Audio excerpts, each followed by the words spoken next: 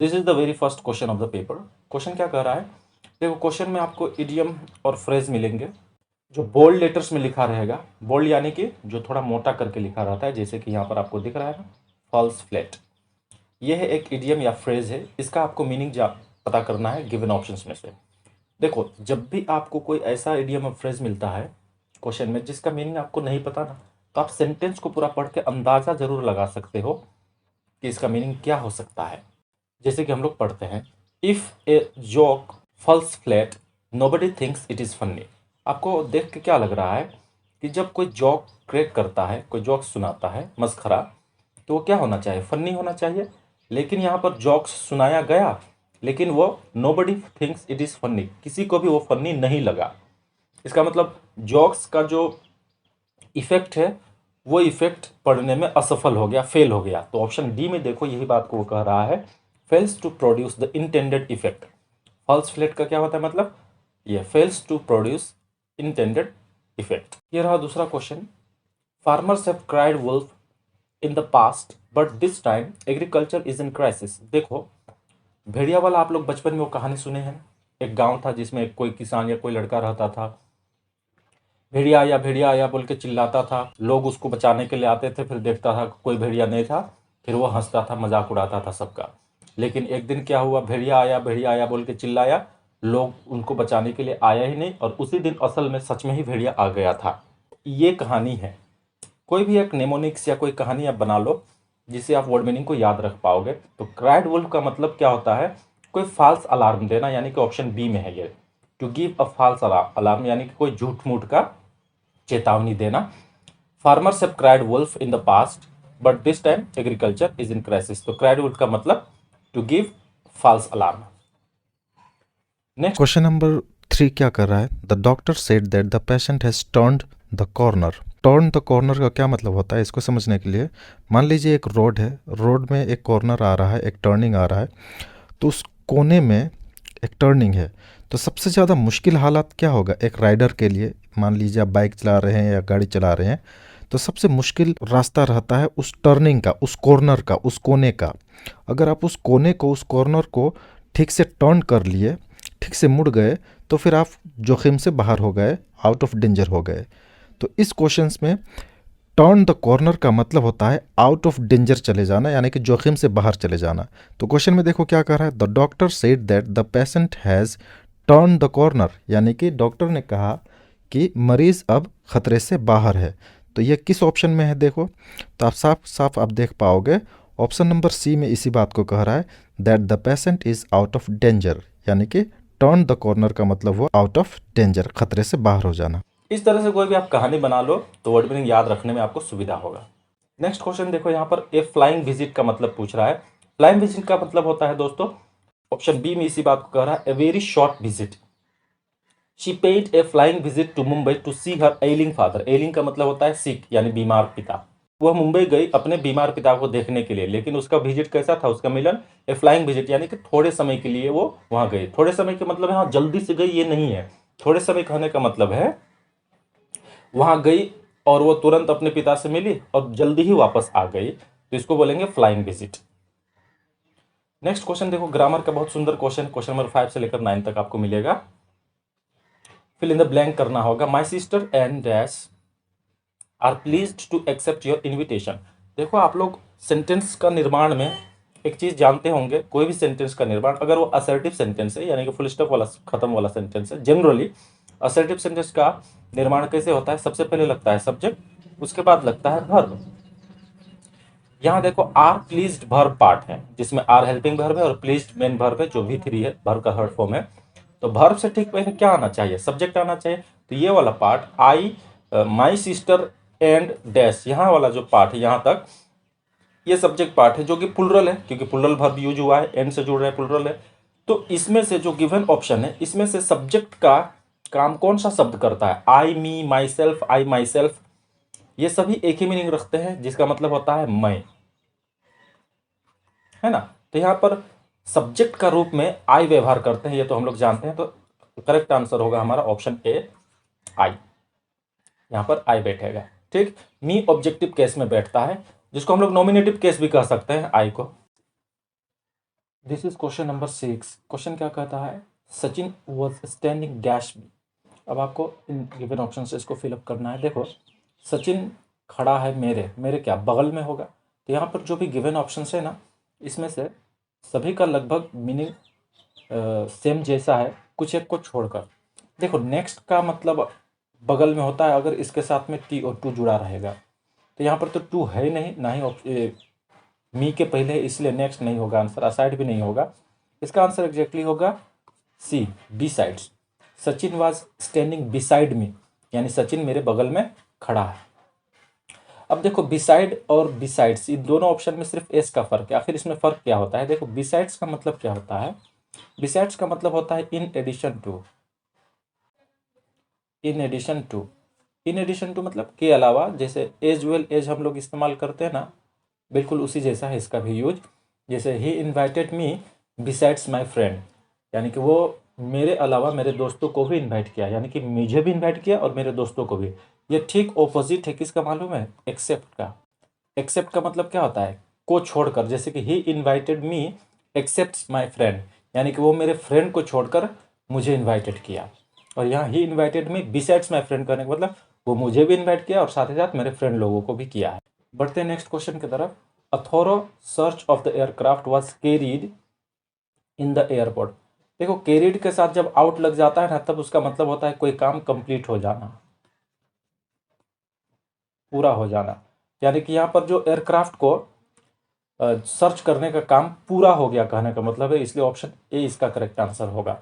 Carried के साथ जब ऑफ लगता है तब उसका मतलब होता है टू बी सक्सेसफुल या टू अचीव सम गोल, कुछ गोल को प्राप्त कर लेना। और कैरीड ऑन का मतलब होता है टू कंटिन्यू।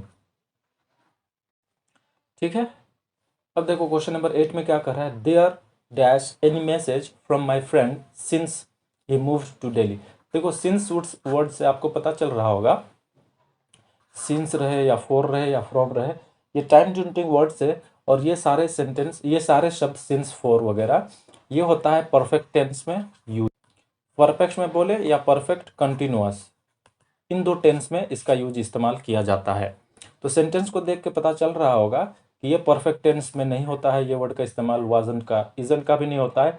हैवेंट बिन और हैजंट बिन, इन दोनों का इस्तेमाल परफेक्ट टेंस में होता है। हैज यहाँ पर हेल्पिंग वर्ब है और बिन भी3 है। और सेंटेंस एनी मैसेज से पता चल रहा है कि सिंगुलर फॉर्म यहाँ पर लगना चाहिए, तो इसीलिए ऑप्शन सी इसका करेक्ट आंसर होगा। नेक्स्ट देखो, he shows great ability dash mathematics. जब भी दोस्त अगर एबिलिटी वर्ड आएगा ना, तो इसके साथ में इन लगेगा। ठीक है, एबिलिटी इन समथिंग, तो यहाँ पर इन करेक्ट आंसर होगा। लेकिन अगर इसी एबिलिटी की जगह में गुड वर्ड रहे, ठीक है, गुड के साथ जो प्रेपोजिशन बैठता है वो एट का बैठता है, जैसे he is good at mathematics, ऐसा होता है।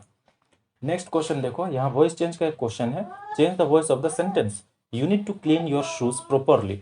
देखो सबसे पहले हमको ये वॉइस चेंज बोला है, पता लगाना होगा कि जो गिवन सेंटेंस है ये वाला एक्टिव में है या पैसिव में है। तो देख के ही लग रहा है कि ये एक्टिव में है। देखो टू क्लीन, टू के बाद जब वर्ब का फर्स्ट फॉर्म आता है एक्टिव में, तो वो बन जाता है टू बी भी3, ये बनना चाहिए। तो टू बी भी3, देखो ये ऑप्शन ए में है ही नहीं है। बाकी सभी में टू बी भी3 है, लेकिन साथ में वो नीड को भी आर नीडेड कर दिया है, तो इसलिए आर नीडेड नहीं होगा। ऑप्शन डी इसका करेक्ट आंसर होगा। क्लियर। एक और बात यहाँ बता दूँ, यहाँ पर जो यू सब्जेक्ट है, हम जानते हैं कि एक्टिव वॉइस का सब्जेक्ट पैसिव में ऑब्जेक्ट बन जाता है, तो बाय यू लगना चाहिए, और यहाँ तो बाय यू नहीं है। तो मैं ये बता दूँ कि पैसिव वॉइस का पहचान बाय के बाद सब्जेक्ट आना ज़रूरी नहीं है हर जगह। फॉर एग्जाम्पल अगर बात करें, पीपल से दिस, मान लो ये सेंटेंस है, इसको आपको वॉइस चेंज बनाना पड़ेगा, तो क्या बनेगा इसका voice change? This is said, इतना ही होगा वॉइस चेंज। बाय पीपल का जरूरत नहीं है, बाय पीपल लगाने से भी चलेगा, नहीं लगाने से भी चलता है।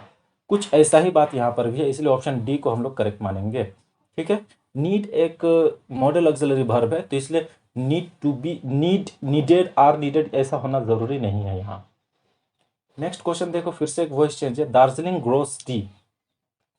तो देखो भी वर्ब का फर्स्ट फॉर्म भी1 है, ग्रोस क्या है? भी1। और जब भी1 एक्टिव में मिलेगा ना, तो पैसिव में ये हो जाता है इज, एम या आर, उसके बाद में वर्ब का थर्ड फॉर्म लगेगा, तीसरा रूप लगेगा। तो इज एम आर और उसके साथ वर्ब का तीसरा फॉर्म आपको एक ही जगह मिलेगा, जो ऑप्शन ए में, ये देखो इज और ये V3 है, तो यही करेक्ट आंसर होगा। दूसरा बात मैं अभी थोड़ा देर बाद पहले बताया था, जो सब्जेक्ट रहेगा वो ऑब्जेक्ट बन जाएगा। तो देखो ऑब्जेक्ट तो बना है और उसके आगे जनरली बाय लगता है, लेकिन एक बात और बता दो, हमेशा बाय नहीं लगता है। जैसे कि यहाँ पर देखो इन लगा है ना, सभी में इन लगा है जहाँ बाय के जगह में, इसीलिए बाय को आप पैसिव वॉइस में हमेशा लगाओगे ज़रूरी नहीं। जैसे कि एक फेमस सेंटेंस है, आई नो यू, अगर मैं बोलूँगा इस सेंटेंस को पैसिव वॉइस में चेंज करो, तो ज़्यादातर लोग क्या बनाएगा मालूम है, you are known to me, ये होगा। लेकिन ज़्यादातर लोग इस नॉन के जगह बाय लगाना खोजेंगे। बाय गलत है, नो टू सही है। यहाँ नॉन के साथ टू आना चाहिए, नॉन होगा यहाँ, नॉन के साथ टू आना चाहिए। नेक्स्ट क्वेश्चन देखो, यहाँ पर एक नरेशन का क्वेश्चन है जो डायरेक्ट स्पीच में है। The peon said to his officer please forgive me, तो ये RS पार्ट है, ठीक है, रिपोर्टेड स्पीच पार्ट है। इसमें प्लीज वर्ड से आपको पता चल रहा होगा कि ये एक रिक्वेस्ट का भाव झलका रहा है, तो इसीलिए सेड टू जो RV है वो रिक्वेस्टेड में बदली हो जाएगा, जो कि यहाँ पर भी है, यहाँ पर भी है, यहाँ नहीं है, यहाँ नहीं है, तो इसको आप एलिमिनेट करो। अब उसके बाद में जब रिक्वेस्टेड आ जाएगा तो the peon requested his officer, और कोमा इन्वर्टेड कोमा के बदले में इस तरह का इंपेरेटिव सेंटेंस, इंपेरेटिव यानी कि रिक्वेस्ट, ऑर्डर या एडवाइस वाला सेंटेंस में कोमा इन्वर्टेड कोमा के बदले में इनडायरेक्ट स्पीच में टू आता है, और यहाँ पर दैट आया है इसलिए ये भी नहीं होगा, तो टू यहाँ पर लगा है, देख रहे हो, तो ऑप्शन बी इसका करेक्ट आंसर होगा। नेक्स्ट क्वेश्चन फिर से एक नरेशन का है। I said to him why are you working so hard. देखो WH क्वेश्चन है ये एक, तो WH क्वेश्चन में सेड टू बदली होता है आस्क में, और कोमा इन्वर्ट कोमा के बदले में लगता है जो WH वर्ड रहता है वही आता है, कोई एक्स्ट्रा वर्ड इफ दैट या टू नहीं आता है। उसके बाद में WH आने के बाद में देखो आई आस्क्ड हिम व्हाई, यहाँ तक तो सभी में सेम सेम है, दिख रहा है ना, आई आस्क्ड हिम व्हाई, तो इसलिए यहाँ प्रॉब्लम नहीं है। अब WH लिखने के बाद में ना सेंटेंस का स्ट्रक्चर असर्टिव हो जाएगा, यानी कि सब्जेक्ट और वर्ब लगेगा, और लास्ट में फुल स्टॉप ही आता है, देख रहे हो सब में फुल स्टॉप लगा है, फुल स्टॉप लग रहा है, यानी कि सब्जेक्ट और वर्ब असर्टिव सेंटेंस होना चाहिए। तो वाई के बाद ही ठीक है, अब देखो वाई के बाद वाज लगा दिया है, नहीं पहले ही आना चाहिए, तो इसलिए इनकरेक्ट है। वाई के बाद ही ठीक है, ये भी इनकरेक्ट है। उसके बाद देखो जब आर हेल्पिंग वर्ब लगेगा, यानी कि प्रेजेंट कंटिन्यूअस टेंस है दरअसल ये पूरा सेंटेंस, तो आर का हो जाता है डायरेक्ट इनडायरेक्ट बनाते वक्त इनडायरेक्ट स्पीच में वॉज वेयर, जो कि यहाँ यूज है, और यहाँ पर तो हेड में लगा है, इसलिए ये भी एलिमिनेट होगा। करेक्ट आंसर इसका होगा ऑप्शन ए। नेक्स्ट क्वेश्चन देखो, यहाँ स्कैनिंग एरर है, some part of the sentence में गलती है, और अगर गलती नहीं है तो आंसर 4 माना जाएगा, यानी कि नो एरर। देखो some witness said the grenade was thrown from a motorcycle while other say, पूरा पढ़ने की जरूरत नहीं क्योंकि मुझे यहीं पर इनकरेक्ट मिल गया। देखो सम वर्ड जिस नाउन के भी आगे लगेगा तो वो नाउन आना चाहिए प्लूरल में, जैसे कि फॉर एग्जांपल सम क्या लगना चाहिए, बॉय या बॉयज, ऑब्वियसली बॉयज लगना चाहिए, कुछ लड़के, ये प्लूरल होना चाहिए। तो यहाँ पर विटनेस को देखो सिंगुलर बना दिया गया, इसलिए यहाँ पर दरअसल ES जुड़ना चाहिए इसके साथ में, विटनेसेस होना चाहिए, जो कि नहीं है, इसलिए पार्ट 1 में हमारा गलती है, तो ऑप्शन ए इसका करेक्ट आंसर होगा। नेक्स्ट क्वेश्चन फिर से स्कैनिंग एरर का है। Consumers are said to be spoiled for choice as smartphone maker compete with one another. देखो यहाँ पर ही गलती मिल रहा है मुझे, यहाँ पर सेंटेंस का ये सब्जेक्ट है इस क्लाउज का, और ये सब्जेक्ट है सिंगुलर और ये प्लूरल है, और आगे पढ़ने के बाद हमको पता चल रहा है कि सब्जेक्ट प्लूरल होना चाहिए, वन अनदर प्लूरल के साथ लगता है, दो या दो से अधिक के साथ, है ना, ईच अदर या वन अनदर, तो यहाँ पर प्लूरल होना चाहिए इस सब्जेक्ट को, यानी कि मेकर्स होना चाहिए यहाँ पर, तो हमारा 2 नंबर पार्ट में गलती है, तो ऑप्शन बी इसका करेक्ट आंसर होगा।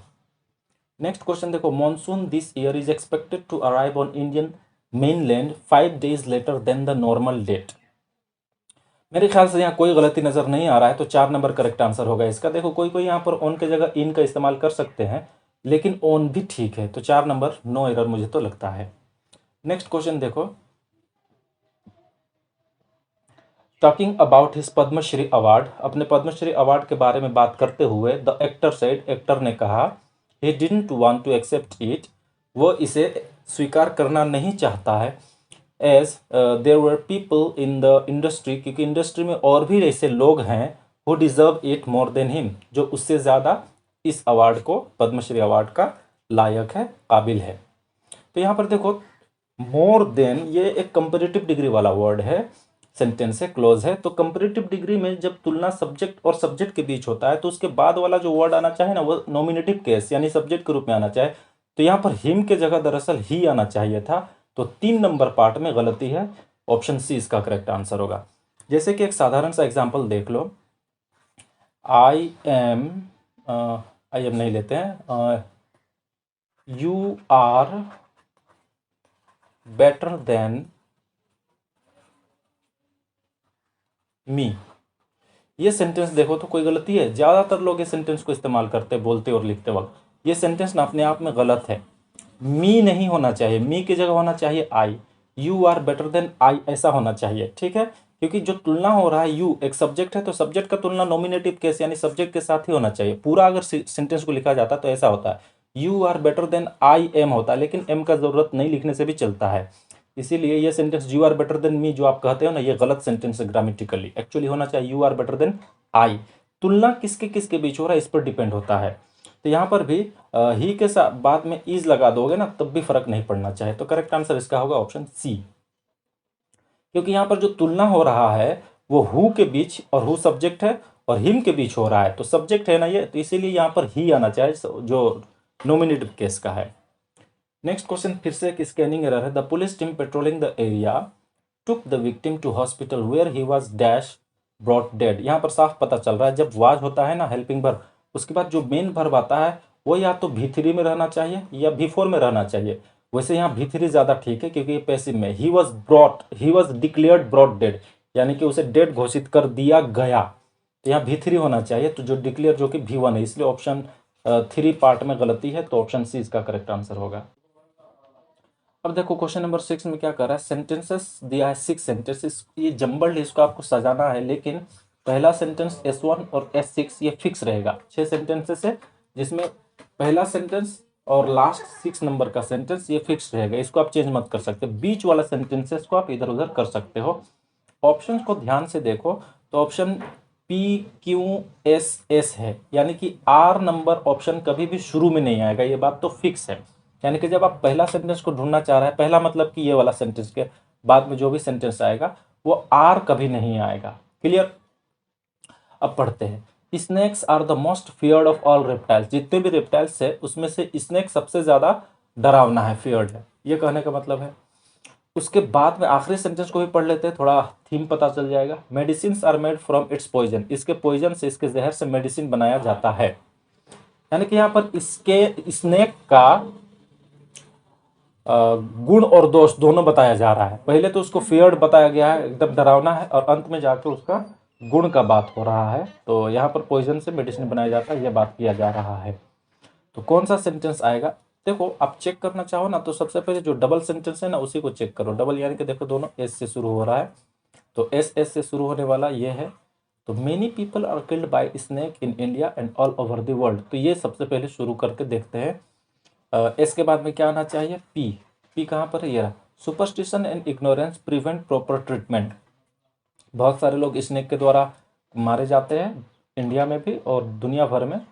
क्यों मारे जाते हैं? क्योंकि सुपरस्टिशन, अंधविश्वास और अज्ञानता प्रॉपर ट्रीटमेंट से रोकता है, सही ट्रीटमेंट नहीं दे पाता है। तो ये मिल रहा है ना। एस के बाद पी आना चाहिए। उसके बाद देखो आर वाला part, snake is not a source of fear and harm. Snake से डरने का ज़रूरत नहीं और ना ही ये क्षति पहुंचाता है, ये कोई उस सोर्स नहीं है, डरने का स्रोत नहीं है और ना ही उसे क्षति पहुंचता है। उसके बाद देखो क्यों में बात कह रहा है, it is also beneficial to man, और यह इंसान के लिए फ़ायदेमंद भी है। कैसे फ़ायदेमंद है? तो क्यों के बाद क्या आना चाहिए? आखिरी सेंटेंस S6 आना चाहिए, क्योंकि इससे पॉइजन बनता है। बिल्कुल सटीक बैठ रहा है, तो ऑप्शन सी ही इसका करेक्ट आंसर होगा। नेक्स्ट क्वेश्चन देखो, वन वर्ड सब्स्टिट्यूशन है। दैट विच इज़ अनक्लियर, जो अस्पष्ट रहता है, क्लियर नहीं रहता है, उसको क्या कहते हैं? तो देखो अनसर्टेन भी कह सकते हैं एक तरह से, कंट्रोवर्शियल भी होता है, एम्बिगुअस, लेकिन मोस्ट करेक्ट आंसर होगा इसका ऑप्शन डी, एम्बिगस। देखो अनसर्टेन भी डाउटलेस कभी नहीं होगा। अनसर्टेन का मतलब होता है अनिश्चित, कंट्रोवर्शियल मतलब विवादास्पद, और एम्बिगस का मतलब होता है जो क्लियर ना हो और अस्पष्ट ना हो। एक तरह से ये तीनों ही इसका सिनोनिम जैसा है। लेकिन एमसीक्यू क्वेश्चन में जब भी आपको more than one correct answer मिलेगा ना, तो उसी आंसर को आप टिक लगाओ जो सबसे ज़्यादा सही आंसर के करीब में है। तो यहाँ पर ऑप्शन डी मेरे ख्याल से सबसे ज़्यादा मोस्ट करेक्ट है। उसके बाद फिर से एक वन वर्ड सब्स्टिट्यूशन है। One who runs away from justice, जो न्याय से भागता है यानी भगोड़ा, तो ये फ्यूजिटिव इसका करेक्ट आंसर होगा। कन्विक्ट का मतलब होता है अपराधी जिस पर अपराध सिद्ध हो गया है, प्रूव्ड हो चुका है कि वो अपराधी है। अक्यूज्ड का मतलब होता है दोषी, लेकिन अपराधी वो अभी सिद्ध नहीं हुआ है, वो कोर्ट फैसला करेगा तो वो सिद्ध होगा। और प्रिजनर मतलब जो कन्विक्ट हो जाता है तो वो अब जब कैद बन के रहेगा ना, कैद खाने में, तो उसको प्रिजनर कहते हैं, यानी कैदी। नेक्स्ट क्वेश्चन देखो, इनकैपेबल ऑफ मेकिंग एरर्स, जो कभी गलती ही नहीं कर सकता है, ऐसे को क्या कहते हैं, तो इसको कहते हैं इनफैलिबल। ऑप्शन ए इसका करेक्ट आंसर होगा। देखो ये वाला भी एग्जाम में बहुत आता है, इनकॉरिजिबल। इनकॉरिजिबल का मतलब होता है that which can not be corrected, ठीक है, जिसे सुधारा नहीं जा सकता है, असाध्य हिंदी में बोलते हैं।